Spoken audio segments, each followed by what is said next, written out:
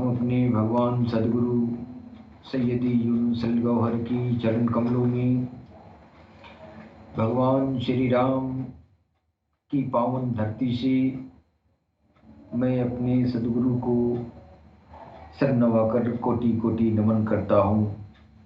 तत्पश्चात हमारे जितने भी प्यार मोहब्बत का संदेश देने वाले भाई बहन हैं पूरी दुनिया में, सबको मैं सर नवाकर कोटि कोटि नमन करता हूँ।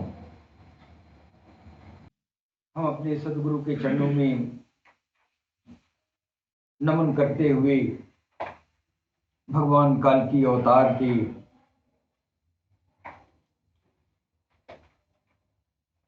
दुनिया में आगमन की, उनके शिनाख्त की कुछ निशानियों पर हम चर्चा करना चाहेंगे। दोस्तों, आज हर धर्म में जो भगवान का जो तस्वर है, लोगों का जो ईश्वर का जो तस्वर है, वो चीज,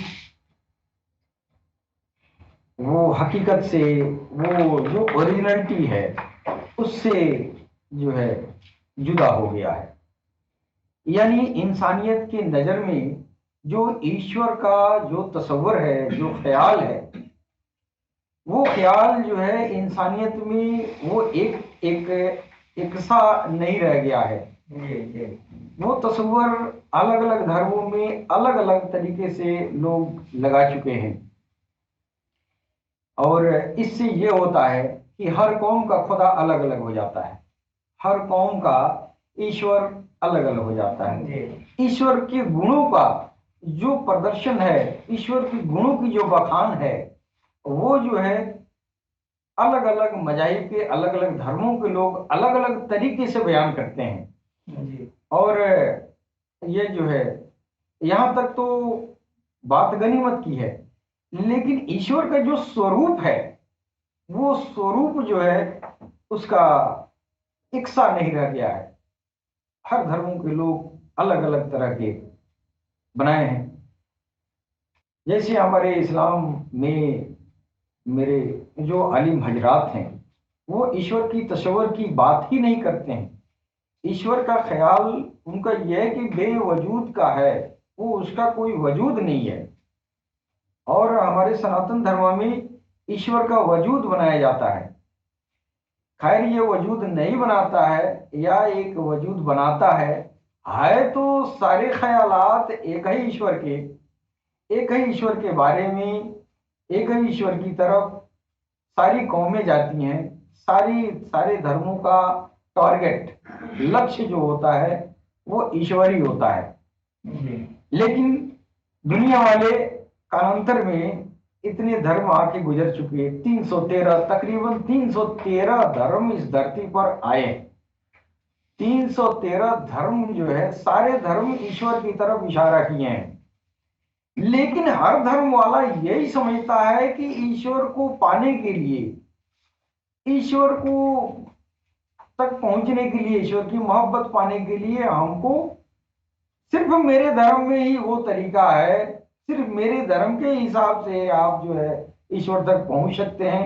ये लोगों का, हर धर्म वालों का ये ख्याल हो गया है। जैसे हमारे इस्लामी मुआशरे में आलिम हजरात ये कहते हैं, रब को पाना है, अल्लाह को पाना है, अल्लाह को राजी करना, अल्लाह से मोहब्बत करना है, तो फिर तुमको इस्लाम में आना पड़ेगा। बिना इस्लाम धारण किए आप जो है ईश्वर से प्रेम, मोहब्बत, इश्क नहीं कर सकते हैं। ये जो है, ये एक तरह की जो है ये गलत प्रोपेगेंडा, ये जो है धर्म वालों ने बना कर रखा है।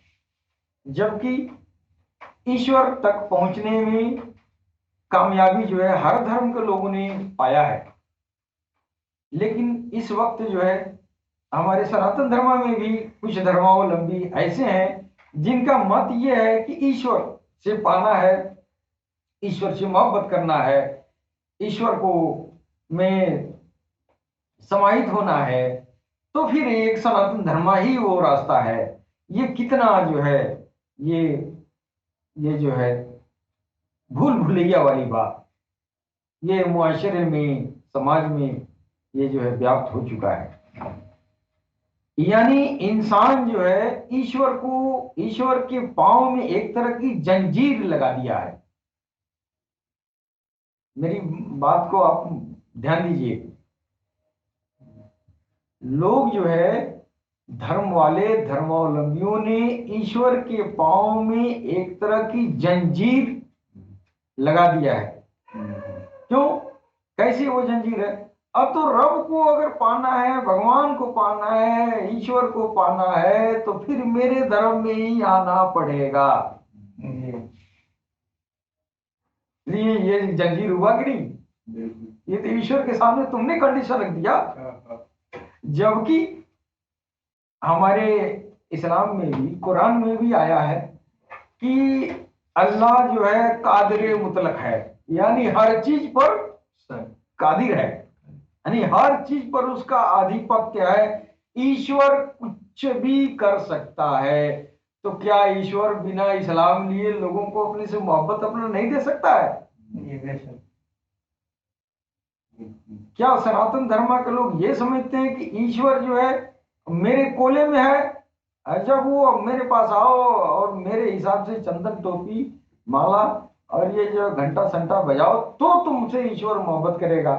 ऐसा नहीं है। ये धर्म वालों का अपना अपना ख्याल है और ये ख्याल जबरदस्ती ईश्वर के ऊपर थोप दिया गया है। इसलिए कहा जा सकता है कि ईश्वर के पांव में, पवित्र चरणों में लोगों ने क्या किया है? एक जंजीर डाल दिया है कि बस तू मेरा ही है, उधर मत जाना, तू मेरा है।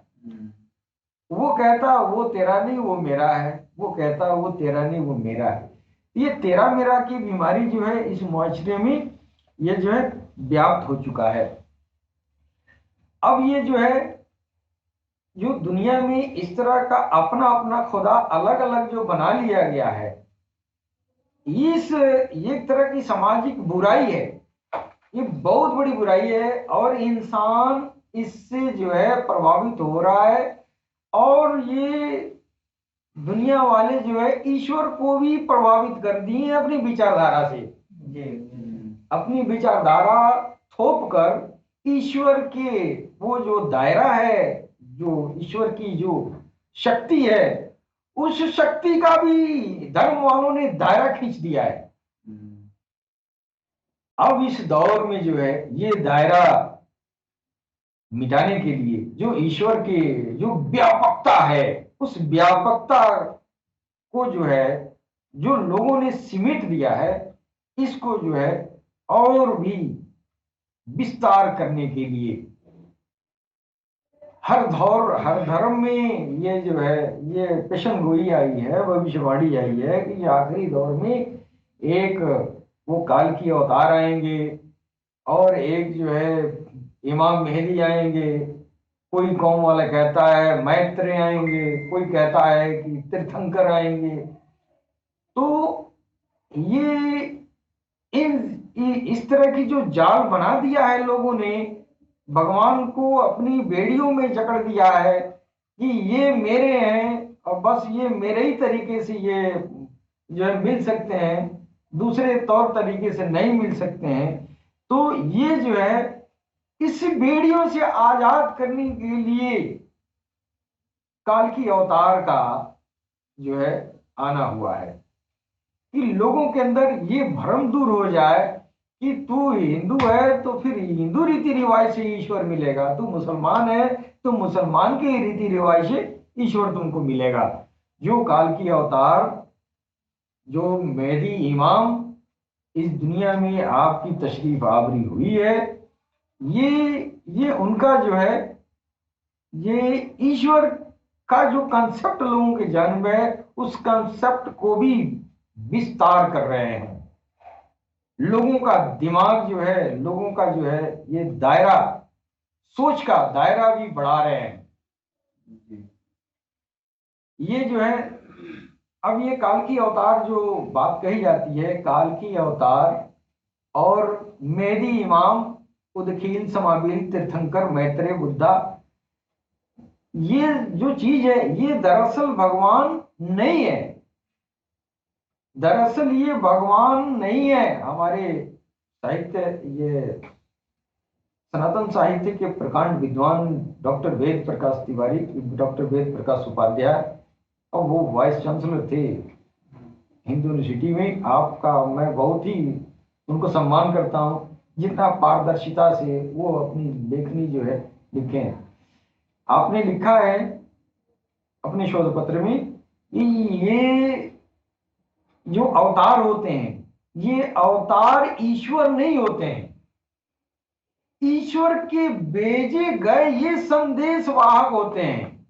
यानी ईश्वर के तरफ से जो संदेश इंसानियत को मिलना है, उस संदेशों को इंसानियत तक पहुंचाने का एक मैसेंजर का काम करते हैं, उनको अवतार कहते हैं। लेकिन दुनिया जो है अटकलें लगाती रही कि वो जो इमाम मेहदी होंगे तो वो अल्लाह थोड़ी होंगे, वो अल्लाह नहीं होंगे, अल्लाह उनके अंदर होगा। वो अल्लाह से मिलवाने का वो आसान तरीन तरीका दुनिया को उपलब्ध कराएंगे। जो काल की अवतार होंगे वो ईश्वर नहीं होंगे, वो ईश्वर नहीं होंगे, वो ईश्वर के जो निजाम है, उस निजाम में जो गड़बड़ी पैदा हो गई है, उस निजाम को वो सुधारेंगे। क्यों सुधारेंगे? सुधारने के लिए भेजा गया है ना, सुधारने के लिए वो आएंगे। तो काल की अवतार ये मेहदी, इमाम, उदखिल, समाबिल, मैत्रेय, तीर्थंकर, ये जो है तमाम जो भी नाम दिए गए, एक तरह का एक ये टाइटल है, उस हीरो का टाइटल है जिस हीरो को सारी दुनिया ने जो ईश्वर के पांव में जंजीरें डाल दिया अपनी सोच की वजह से, उन जंजीरों से भगवान ईश्वर को भी आजाद कराने आए हैं, है कि नहीं? ये जो है काल की अवतार एक रोल है। अब ये जो आम जनमानस में तस्वीर है कि भगवान काल की अवतार आएंगे तो सनातन में पैदा होंगे, ये भी दायरा जो है आप जबरदस्ती ये जमा पहनाए हैं कि काल की अवतार तो एक टाइटल है, ईश्वर तो आएगा नहीं, ईश्वर आएगा नहीं, ईश्वर कभी नहीं आया है जमीन पे, और वो अपने उसके अपने नायक भेजता रहा है, अपना वो फरिश्तों के देवताओं से, ये ऋषियों से अपना काम लेता रहा है, अपने कुदरत का निजाम जो चलाता है, ये सब जो है निजाम के कर्मचारी हैं, इनसे जो है काम चलाता रहा है। तो काल के अवतार के बारे में एक आम धारणा है कि वो तो सनातन धर्म में आएंगे और सारे गैर मजाहिब वालों का कत्लेआम करेंगे तलवार लेके। या मेहदी इमाम के बारे में हमारे मुसलमान भाइयों का भी ख्याल है कि वो आएंगे तो जितने काफिर हिंदू हैं, वो यहूदी हैं, ईसाई हैं, सारे लोगों का कत्लेआम कर देंगे। ये लोगों का अपना मानना है।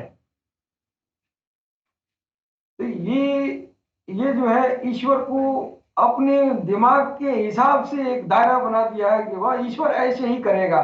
क्यों ऐसा करेगा?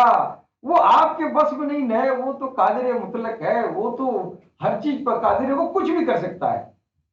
माना कि कुरान उसने भेजा है, तो कुरान में वो जो है वो कुरान में फेरबदल भी कर सकता है, कुछ भी कर सकता है। वो गीता, ये वेद, पुराण, कुरान जो भी किताबें हैं, वो परिस्थितियों के हिसाब से वो मैनेजमेंट भी कर सकता है। ये क्यों भूल जाते हैं यहाँ? जो कादिर मुतलक है तो कुछ भी कर सकता है ना। हम कह रहे हैं किताबों में लिखा है कि काल की अवतार घोड़े पर सवार होंगे और हाथ में तलवार लिए रहेंगे, और जो है ये जो है राक्षसों का सत्यानाश करेंगे। अब ये आपने बना लिया है, जिसके ऊपर यह बात उतरी है वो काल की अवतार का क्या तस्वर, क्या ख्यालात बनाया है, उसको समझना चाहिए, उसको समझना पड़ेगा ना। ऐसा कोई अवतार धरती पर नहीं आया कि उतरते उतरते और लोगों को कत्लेआम करता रहा है। ऐसा कभी नहीं हुआ, कभी नहीं हुआ है। तो फिर काल की अवतार किसका कत्ल करेंगे? क्यों करेंगे? वो तो जो निजाम बिगड़ा है उस बिगड़े हुए निजाम को सीधा करेंगे। अब काल की अवतार को ईश्वर जो है हर चीज पर कादिर है, कुछ भी कर सकता है। तो क्या काल की अवतार को बुद्ध में नहीं पैदा कर सकता? काल की अवतार यहूदियों में नहीं पैदा कर सकता? काल की अवतार को ये जो है इस्लाम में नहीं पैदा कर सकता? वो तो कहीं भी उतार सकता है काल की अवतार को। जी बेशक। अब तो ईश्वर के पांव में बेड़िया डाल दिए हैं कि मेरे मुताबिक वो करेगा। वो नहीं करेगा मेरे मुताबिक, ये मेरा मानना है। वो रब है ना, वो ईश्वर है, वो मेरे ऊपर कादिर है, हम उसके ऊपर कादिर नहीं है। जी।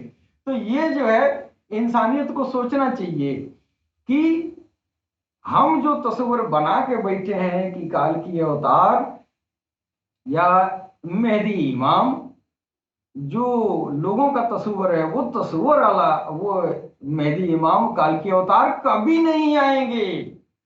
क्यों नहीं आएंगे? तो इंसानियत की सोच इतनी छोटी है ना, उस बुद्धि के मुताबिक काल की अवतार का तस्वीर बना के रखा है। वो काल की अवतार वो लोगों का बनाया हुआ कभी नहीं आएंगे। लेकिन जो ईश्वर का बनाया हुआ काल की अवतार होंगे, ईश्वर के भेजे हुए काल की अवतार होंगे, वो काल की अवतार वही ओरिजिनल होंगे। बेशक। अब आज जो है काल की अवतार का और क्या काम होगा, इस पर ध्यान देने की जरूरत है। कोई भी धर्म दुनिया में बाकी नहीं है जो इंसानियत की किसी भी एक गिरोह की आध्यात्मिक जरूरियात को पूरा कर सके। किसी भी इंसानियत के किसी भी कौम की जो स्पिरिचुअलिटी है, जो उस कौम को जो जो आध्यात्मिकता चाहिए, किसी धर्म में वो चीजें जो है नहीं बची हुई हैं जो आध्यात्मिक जरूरियात को उस कौम के आध्यात्मिक जो जरूरियात हैं, जो उसकी आवश्यकताएं हैं, उसको पूरा कर सके। लिहाजा सारे धर्मों के लोगों के लिए भगवान काल की अवतार आएंगे, सबके सारे धर्मों के आध्यात्मिक जरूरियात को पूरा करने के लिए, है कि नहीं? जी जी। तो ये जो है काल की अवतार लॉर्ड रारियाज गौहर शाही जी महाराज, ये जो है संपूर्ण इंसानियत के लिए आए हैं। सारी इंसानियत के लिए आए हैं। लोग जो है जो इंसानियत जो है भगवान से कट ऑफ हो चुकी है और इंसानियत अपने अनुसार भगवान का तस्वर करती है, अपने अनुसार भगवान से काम लेना चाहती है, ईश्वर से काम लेना चाहती है। तो ये चीजें जो है सुधारने के लिए जो है काल की अवतार का आना हुआ। काल की अवतार सारे मजाहिब के लिए हैं, सारी पूरी इंसानियत के लिए आए हैं। क्या करेंगे?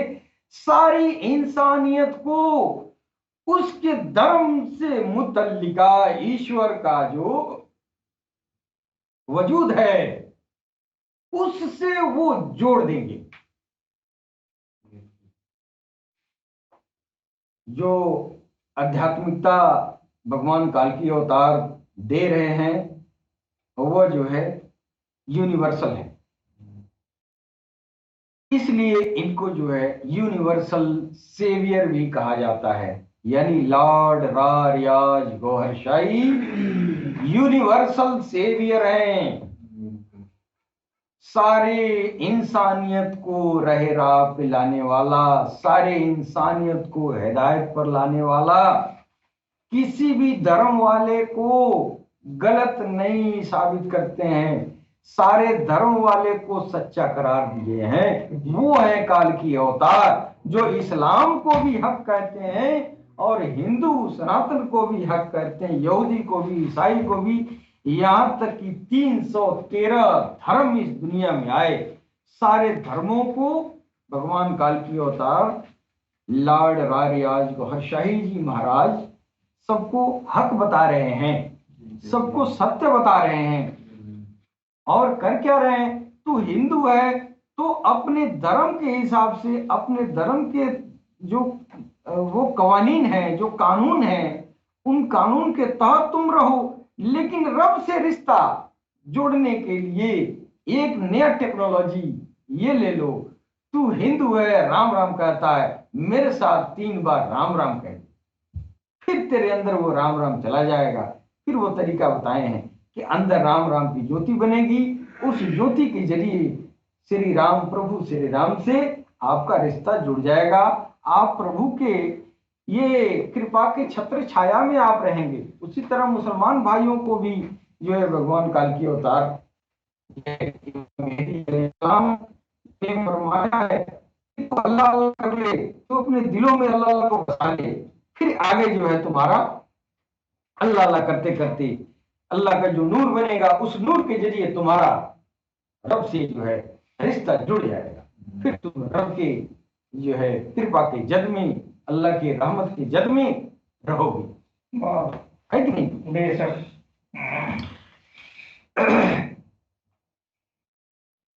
अब ये जो है लोग जो है ये बना लिए हैं, ये मुसलमानों का खुदा कोई और है, ईसाइयों का खुदा कोई और है, यहूदियों का खुदा कोई और है, हिंदुओं का खुदा कोई और है। यह सोच, ये जो है ये सोच इंसानियत की है, लेकिन वो खुदा एक ही सबका है। ये जो मुख्तलिफ नजरियात जो बना दिए गए हैं, अलग अलग नाम दे दिए गए हैं, जिसकी वजह से ईश्वर की जात भी मुतासिर हो गई है। अब इंसानियत के दिमाग में ईश्वर की जात की तस्वर बाकी नहीं रहा। तस्वर इलाही को अजसरे नौ जिंदा करने की जरूरत है। अब कोई भी आसमानी किताब, चाहे वो वेद हो या कुरान हो या पुराण हो, ये ईश्वर की तस्वुर को अजसरे नौ जिंदा करने की सलाहियत नहीं रखती है।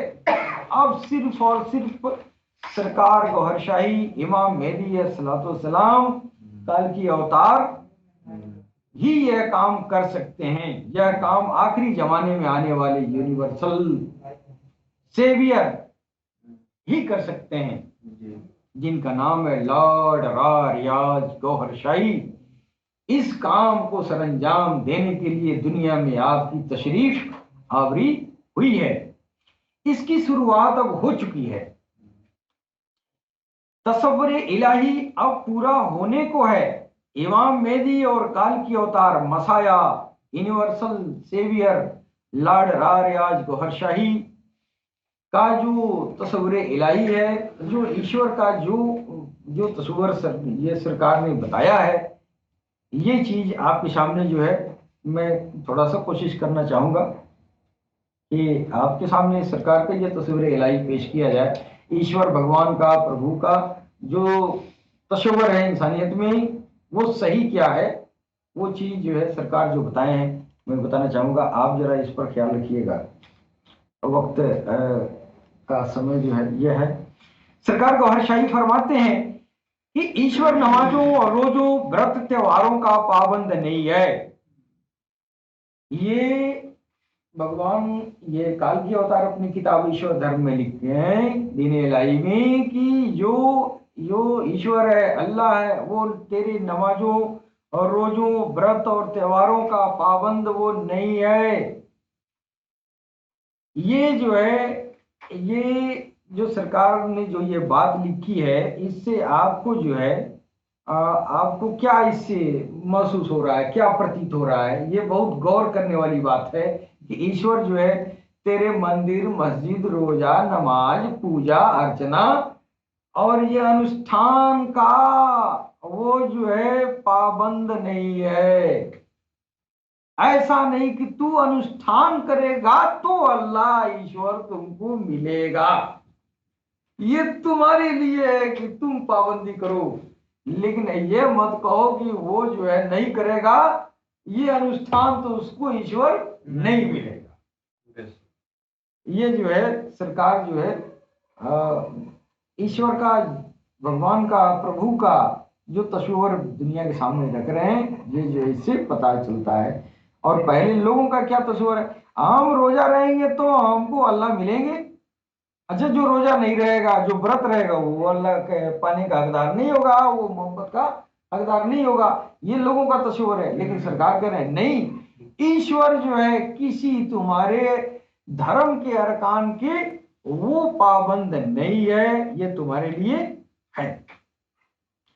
अब ये जो है सरकार लिख रहे हैं हर फिरका, हर कौम का किताब अलग अलग है, हर कौम का किताब अलग है। अब ये कुरान जो है इस्लाम की किताब है, गीता हमारे सनातन की किताब है, बाइबल हमारे ईसाई भाइयों की किताब है। अब लोग क्या किए हैं कि इन सब किताबों में ये जो है मिलावट कर दिया गया है। अब ये जो है हमारे इस्लाम भाई कहते हैं कुरान मिलावट नहीं है। अच्छा, कुरान मिलावट नहीं है, ठीक है, लेकिन देवबंदी का कुरान बरेली क्यों नहीं पढ़ता है? अगर मिलावट नहीं है तो क्यों ऐसा है कि एक फिरका वाला दूसरे फिरके वाले की किताब नहीं पढ़ेगा? क्यों नहीं पढ़ेगा? इसलिए नहीं पढ़ेगा कि उसका किताब पढ़ेगा तो उसका अर्थ जो है ये जो पढ़ा है इससे अलग है। इस फिरके का तर्जुमा, इस फिरके का तर्जुमा उस फिरके के तर्जुमे से अलग है। सबके मेज पर कुरान पढ़ा हुआ है, लेकिन कुरान के बारे में उसकी तर्जुमा जब निकालते हैं तो अलग अलग तरह से निकालते हैं। तो ये बुराई जो है मुआशरे में, वो कल्कि अवतार, मेहदी इमाम, इन सारे लोगों का जो मुख्तलिफ अलग अलग तरह का अर्थ निकाल के बैठे हुए हैं, इनको ये जो है एक अर्थ पर सबको लाएंगे। जिसे कुरान एक है तो तर्जुमा भी एक होना चाहिए, वो सच्चा तर्जुमा। उस पर जो है कल्कि अवतार, मेहदी इमाम, वो उस पर सारी इस्लामी जमहूरियत को ले आके खड़ा करेंगे। और हिंदुओं में क्या करेंगे कल्कि अवतार? हिंदुओं में कल्कि अवतार क्या करेंगे? वो हिंदुओं में भी जो किताबें हैं उन किताबों का जो सही अर्थ है, जो सबके ऊपर फिट बैठेगा, सारे सनातन धर्म वालों के ऊपर फिट बैठेगा, उस चीज को जो है उस गीता के, उस पुराण के, उस वेद के ओरिजिनल वर्जन का जो है इंसानियत के सामने रखेंगे। यानी सारे धर्मों का जो ओरिजिनल वर्जन है, जो वर्जन ईश्वर की तरफ से है, वो चीज जो है मुआशरे में ले आके खड़ा करेंगे। ये कल्कि अवतार का काम होगा। अब जैसे हमारे ये जो है असल जो किताबें जो है लोग मानते नहीं है और मानते नहीं रहे, इसलिए एक ही श्लोक का, एक ही आयत की तरह तरह के तर्जुमा बना बना के और लोगों ने जो है फितना फैलाया है, लोगों ने जो है अलग अलग तरह से उसका अर्थ निकाला है। लेकिन सरकार कह रहे हैं कि असल तेरा कुरान जो किताब में पढ़ रहे हो, ये किताब तो तुमने लिखा है ना, असल कुरान तो पैगंबर इस्लाम है। आनी कुरान तुम्हारे मेज पर है लेकिन दिल में नहीं है। गीता तुम्हारे मेज पर है, तुम्हारे दिल में नहीं है। क्यों नहीं है? तो असल गीता, असल कुरान, असल कुरान मोहम्मद रसूलुल्लाह सल्लल्लाहु अलैहि वसल्लम है, और असल गीता देवादि ये जो है महाजोगेश्वर भगवान कृष्ण है। तो असल गीता, असल कुरान, ये जो है ये दो हस्तियां हैं। तो जिसको कुरान पढ़ना है वो मोहम्मद को सीने में लाए, और जिसको गीता पढ़ना है वो कृष्ण को सीने में लेके आए, तब असल कुरान, असल गीता सीने में आएगी। अब ये तरीका सीने में मोहम्मद रसूलुल्लाह को लाना और सीने में भगवान कृष्ण को लाना, ये तरीका ये कल्कि अवतार है। यही कर रहे हैं। कल्कि अवतार का पहला दौर गुजर चुका है, दूसरा दौर चल रहा है। आज अदृश्य है जमाने के सामने, लेकिन कभी दृश्य होंगे। तो उनका जो है कई तरह का वो कई दौर होगा, और हर दौर में अलग अलग तरीके से लोगों को हिदायत पर लाने का तरह तरह के जो है तरीकों से लोगों को हिदायत पर लाएंगे। आज तक जो है हाथ में कुरान, हाथ में गीता लेके घूमते रहे, हाथ में बाइबल लेके घूमते रहे, लेकिन अंदर खाली था। अंदर वो चीज जो कुरान का मजमुआ है, जिसका नाम है मोहम्मद रसूलुल्लाह सल्लल्लाहु अलैहि वसल्लम, वो सरापा कुरान है। वो कुरान अंदर आएगा तो फिर सारा मेज वाला कुरान अंदर चला जाएगा। और जब अंदर जाएगा ना, जब वो कुरान चला गया, असल ओरिजिनल कुरान, तो वो जो तर्जुमा होगा ना, वो तर्जुमा सबका एक ही होगा। उसी तरह भगवान कृष्ण, जो असल गीता भगवान कृष्ण है, लेखनी लिखने वालों ने इनके तर्जुमा को तोड़ मड़ोड़ के धीरे धीरे कालांतर में जो अर्थ से अनर्थ करके रख दिया। लिहाजा जो है गीता पर जो है तरह तरह के लोग जो है ये उस पर जो है उसमें नुक्ताचीनी भी करते हैं। ये क्या है, वो मेज वाला गीता पढ़ा ने, अगर वो ओरिजिनल दिल वाला गीता पढ़ा होता, कृष्ण उसके मजमुआ है, कृष्ण सरापा गीता है, कृष्ण को अंदर डाला, तो फिर वो ओरिजिनल गीता गया ना। अब वो तर्जुमा गलत नहीं निकालेगा, अब वो गीता की शिकायत नहीं करेगा। तो सरकार भगवान काल की अवतार लॉर्ड रारियाज गौहर शाही जो दुनिया को दावत दे रहे हैं, वो असल गीता और कुरान की दावत दे रहे हैं। एक वाकया है कि मोहम्मद रसूलुल्लाह सल्लल्लाहु अलैहि वसल्लम जो मक्का में जो फतह हुआ था, फतह के समय आप जिस सवारी पर बैठे थे, उस सवारी पर सादगी का इतना बेहतरीन नमूना पेश कर रहे हैं कि आप जो है अपने सवारी पर बैठे हैं और फतह मक्का हुआ है, कितने खून खराबा के बाद से फतह हुआ है। उस समय जो है इतनी बड़ी विजय प्राप्त करने के बाद भी आप जो सवारी में बैठे थे, अपना सर झुका के बैठे थे, ये सादगी का नमूना है।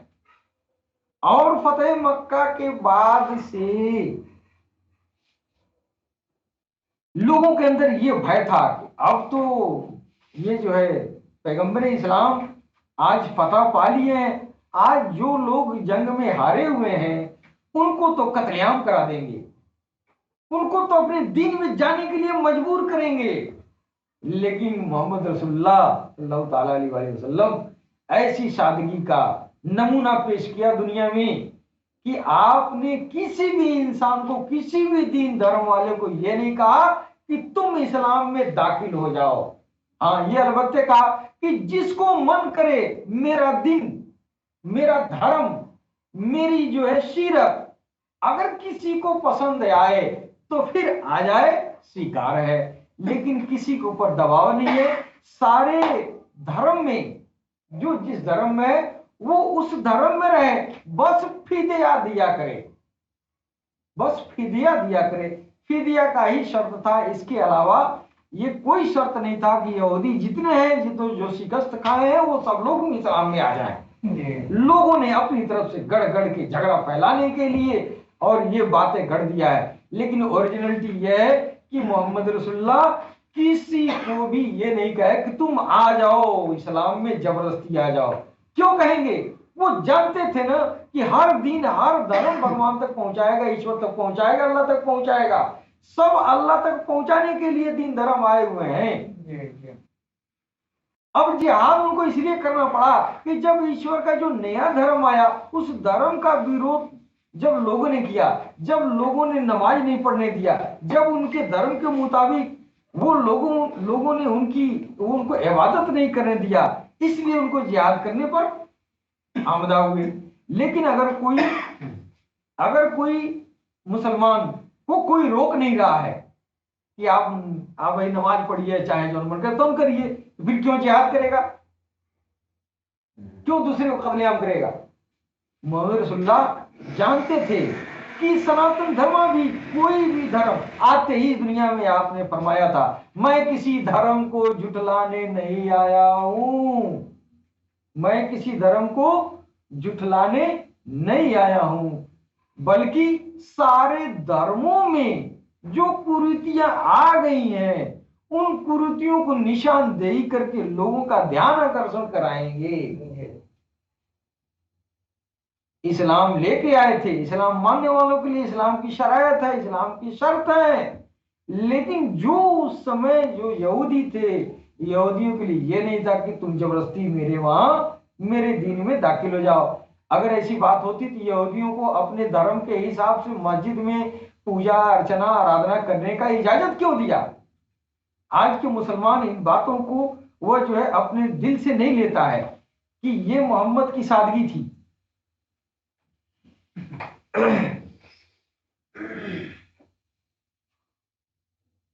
एक जब इस्लाम इस धरती पर आया तो पैगंबर इस्लाम ने अपने सहाबा को भेज रहे हैं एक नजाशी के पास। एक ईसाई बादशाह था, इसी बादशाह के पास भेज रहे हैं कि जाओ उसको इस्लाम की दावत दो। तो वो जो है जब वो इंसान गया, वो सहाबा जब गए उस बादशाह के पास, तो उन्होंने जो है ये पैगंबर इस्लाम की जो हुजूर पाक का जो पैगाम था तो ये उन्होंने जो है सुनाया। तो रसूलुल्लाह ने फरमाया था कि तुम जाके उस ईसाई बादशाह को तुम जो है जो कुरान में आया है, जो हज़रत मरियम रज़ी अल्लाह ताला अन्हु के बारे में, जो हज़रत ईसा अलैहिस्सलाम के बारे में जो बातें कुरान में आई है, यह बातें उनको पढ़ के सुनाना। तो ये जो है ये सरकार के जो सहाबा थे, जो दोस्त थे, ये जो है जब उस नजाशी के पास गए, यानी उस ईसाई बादशाह के पास गए, तो वो जो है जो माता मरियम के संबंधित जो बातें कुरान में आई थी वो बातें पढ़ के जब सुनाए, तो वो नजाशी, वो ईसाई बादशाह रोने लगा कि ये जो है इतनी कुरान इस्लाम में हमारी माता मरियम का इतना बड़ा दर्जा, इतना अदब, इतना जो है इज्जत किया गया है, इतना कुरान ने इज्जत दिया, हमारे पैगंबर को कितना इज्जत दिया है। तो ईश्वर इज्जत दे रहा है यार दूसरे धर्म के पैगंबरों को, दूसरे धर्म के अवतारों को, तो जो है तुम लोग जो है क्या करते हो। ईश्वर खुद कह रहा है, लेकिन इंसानियत जो है भगवान के, ईश्वर के कदमों में जो है बेड़ियां डाल दिया है, तो वो बेड़ियां जो है अपने मुताबिक डाल दिया है। लेकिन भगवान के, ईश्वर के, ये परमेश्वर के कदमों में कोई बेड़िया बांध नहीं सकता है। ये इंसानियत की एक ना, ये क्या कहेंगे, नाकामी का परिचय, नाकाम मानसिकता का ये परिचय है कि ईश्वर को लोग अपनी मानसिकता के अनुकूल समझते हैं। अगर कोई मुसलमान ये कहे कि या अल्लाह मैं आपको देखना चाहता हूं, और अल्लाह ताला फरमाए कि तुम जमा मस्जिद दिल्ली में आ जाना, ऐसा तो है नहीं। ये जो है ये लोगों ने अपना बना लिया है ना कि जब अल्लाह मिलेंगे तो बस मस्जिद में मिलेंगे, मंदिर में नहीं मिल सकते हैं। मंदिरों, मस्जिदों, गिरजाघरों, गुरुद्वारों में इन चीजों का ईश्वर पाबंद नहीं है। क्या किसी ने इन जगहों पर ईश्वर अल्लाह को देखा है? ईश्वर इनका पाबंद नहीं है। अल्लाह ने तो कहा है कि कल्बे मोमिन अर्शुल्लाह, कल्बे मोमिन बैतुल रब, यानी अल्लाह ईश्वर खुद कह रहा है, कुरान में अल्लाह कह रहा है कि मेरा घर मोमिन का कल्ब है, मोमिन का दिल है। फिर ये मंदिर और मस्जिद में भगवान को तलाश करने वाले जाके और जो है मुड़कटवा अभियान शुरू करते हैं। ये इंसानियत की फितरत है। मुड़कटवा अभियान का मतलब ये हुआ एक दूसरे का सर काटना। तो आज तक किसी ने चर्च में नहीं देखा भगवान को, ईश्वर को, मंदिर में नहीं देखा, मस्जिद में नहीं देखा, गुरुद्वारा में नहीं देखा, फिर जो है दौड़ दौड़ के वहां जाता है। ठीक है, उसके धर्म के हिसाब से वो इबादत गाह है, वो भजन करने का, प्रार्थना करने का जगह है, अच्छी बात है। लेकिन ईश्वर खुद कह रहा है कि हम वहां मुकीम नहीं है, मुझको याद करने के लिए तुम वहां आ जाना, लेकिन मेरा घर तुम्हारे दिल में है। किसके दिल में है? मोमिन के दिल में है। अब आम इंसान में और मोमिन में फर्क होता है। तो जब भगवान कह रहा है कि तुम मोमिन के, ये मैं मोमिन के दिल में रहता हूं, मेरा घर जो है मोमिन का दिल है, तो आपको चाहिए कि पहले हम मोमिन बने कि मेरा दिल जो है भगवान के रहने के लायक घर हो जाए। इंसानियत को चाहिए कि पहले मोमिन बने। तो भगवान काल की अवतार सारी इंसानियत को मोमिन बनाने के लिए आए हैं। ये है भगवान काल की अवतार का, ये लॉर्ड राज गौहर शाही का ये अहम भूमिका है कि सारी इंसानियत, मुसलमान है तो मुसलमान से मोमिन बनाना है, हिंदू है तो हिंदू में भी मोमिन होते हैं, ईसाई में भी मोमिन होते हैं, यहूदी में भी मोमिन होते हैं। मोमिन का मतलब ये हुआ कि वो मानव जिसका दिल जो है ईश्वर का घर बन जाए, ईश्वर उसमें आ जाए, ईश्वर का संकीर्तन चालू रहे, उसके दिल में ईश्वर का भजन निरंतर 24 घंटा चलता रहे। तो आपको मोमिन बनने का जो है तरीका खोजना चाहिए कि मोमिन बने और उसको, प्रभु को जो है अपने दिल में ढूंढे, इसलिए कि उसने अपना पता बता दिया है कि मेरा घर मोमिनों का कल्ब है, मोमिनों का दिल है। अब सरकार गौहर शाही काल की अवतार, अब तक तो दुनिया ये नहीं जानती थी मोमिन का मतलब क्या होता है। पढ़ने के लिए तो सब लोग पढ़े, लेकिन इसका अर्थ अनर्थ कर कर के लोगों ने पढ़ा। मोमिन बनने का जो तरीका जो सरकार ने बताया है वो अब आम किया जा रहा है। मोमिन बनना अब आसान सी बात हो गई है। पहले जमाने में मोमिन बनने के लिए बहुत मुश्किलात का सामना करना पड़ता था, बहुत मुश्किलों के दौर से गुजरना पड़ता था। तो इंसानियत को पहले आपको चाहिए कि आप मोमिन बने और बाद में मंदिर मस्जिद में जाइएगा। पहले भगवान का घर, वो मंदिर मस्जिद दिल है, दिल में जो है वो पहले अंदर उसका घर बनाइए। दो वाकया मैं बता रहा हूं। एक वाकया जो है, एक कहानी जो है हमारे इस्लाम के बुजुर्ग की एक कहानी है और एक हिंदू सनातन धर्म के बुजुर्ग की कहानी है।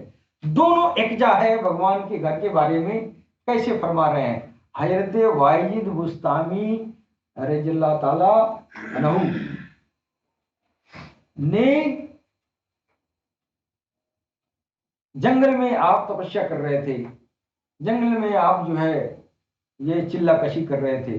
कोई मुसलमान जो है उस जंगल में वीरान में घूमते हुए दिखाई दिया और हजरत ये वाजिद बुस्तामी रहमतुल्लाह अलैह ने फरमाया कि ऐ बंदे, तू क्यों इधर उधर भटक रहा है, आखिर बात क्या है, तू इधर उधर देख रहा है, इधर उधर घूम रहा है। उसने फरमाया कि हजरत, मैं किसी साफ जगह की तलाश कर रहा हूं, किसी ऐसे जो है साफ दाफ जगह की तलाश कर रहा हूं जहां पे मैं नमाज पढ़ सकूं, अल्लाह की इबादत कर सकूं। तो हजरत वाजिद बुस्तामी रहमतुल्लाह अलैह ने फरमाया कि देखो भाई, तू साफ जगह की तलाश कर रहा है, तू अंदर सफाई कर ले अपने दिल की, तू अपने दिल की सफाई कर ले, फिर कहीं बैठ के नमाज पढ़ लेना, है कि नहीं। कहीं बैठ के मस्जिद में पढ़ो, चाहे बाहर पढ़ो, चाहे कहीं पढ़ो, अगर हर जगह तो वो जो है जहां रहोगे दिल में अगर है तो जहां रहोगे वहां मिलेगा। अब देखिए, यही सीख, यही चीज सनातन धर्म में वो रत्नाकर डाकू को वो ऋषियों ने दिया। जो वाल्मीकि रामायण, जो महर्षि वाल्मीकि ने जो लिखा है रामायण, तो रत्नाकर डाकू जंगल में लूट मार कर रहा था और जो है ऋषियों का एक टोला उधर से गुजरा और उस टोले को इसने घेर लिया। जब घेर लिया तो ऋषियों ने कहा कि तुम ये काम क्यों करते हो।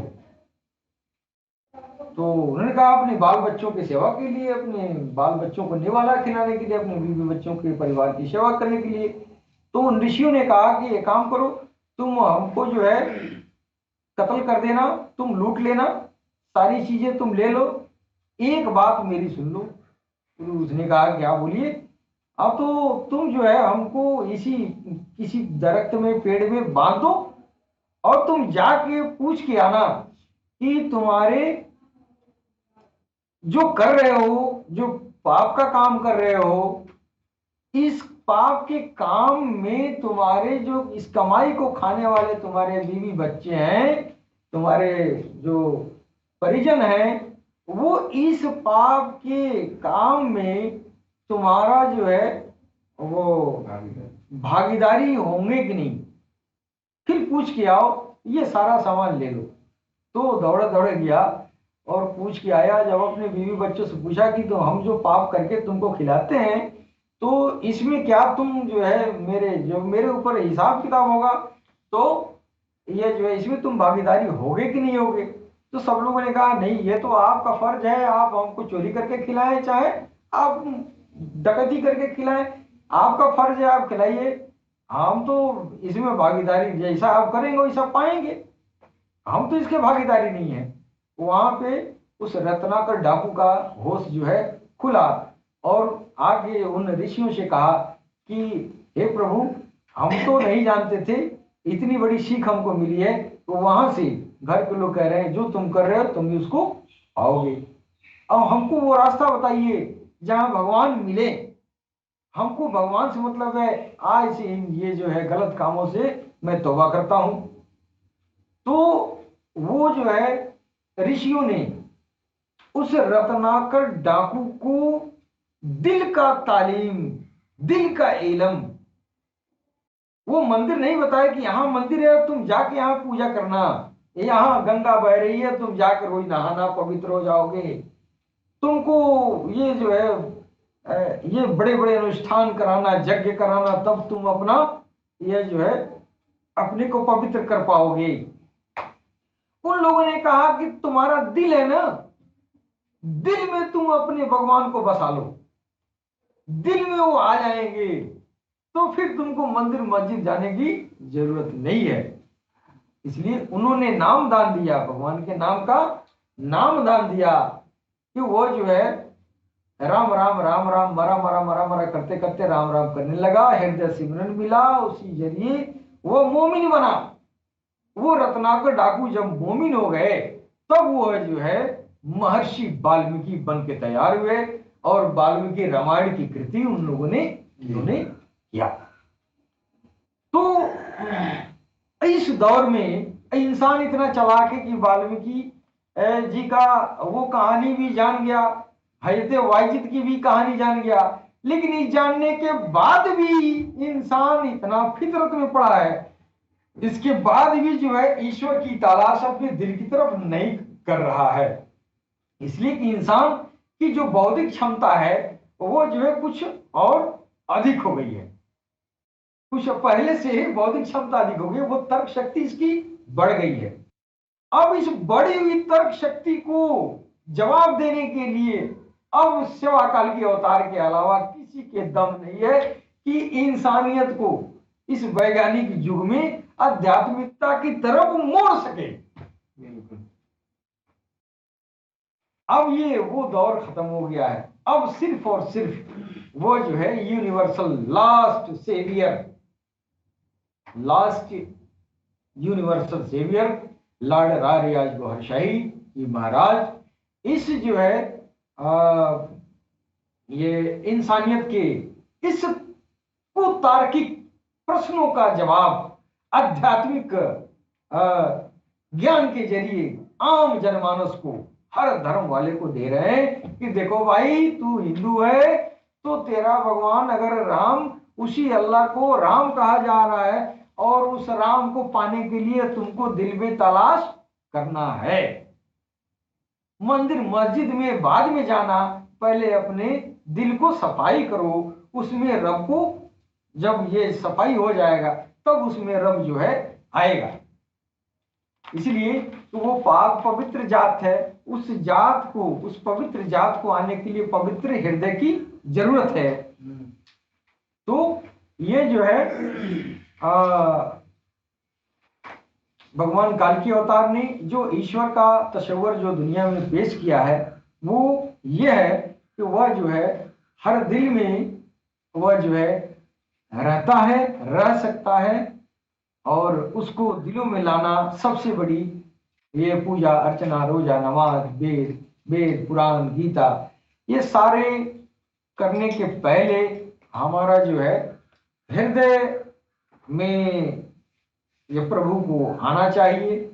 इसलिए कि हृदय जो है, भगवान खुद कह रहा है, ईश्वर खुद कह रहा है कि मेरा घर जो है मोमिन का कल्ब है कि नहीं। तो अब सरकार गौरशाही क्या कर रहे हैं, ये थोड़ा सा समझने की जरूरत है।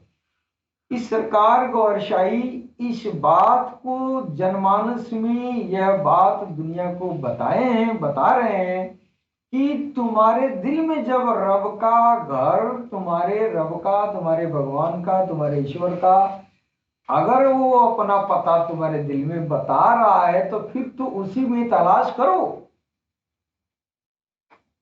अब उस तलाश करने का तरीका भी आप बता रहे हैं कि ये चांद में, ये जो है, जो तस्वीर है चांद में लॉर्ड रारियाज गौहर शाही जी महाराज की जो छवि जो है, उस छवि को आप देखें, और जब उसमें आपको इंसानी शक्ल दिखाई दे, तो उस छवि से आप कहें कि अगर आप काल की अवतार हैं, इमाम मेहदी हैं, तो आप मेरे दिल में हमारे धर्म के मुतालिका, मेरा जो सनातन धर्म है उसमें मैं अपने रब को राम के नाम से जानता हूं, वो मेरे राम के पवित्र नाम को मेरे दिल में उतार दें, इसमें मेरी मदद करें।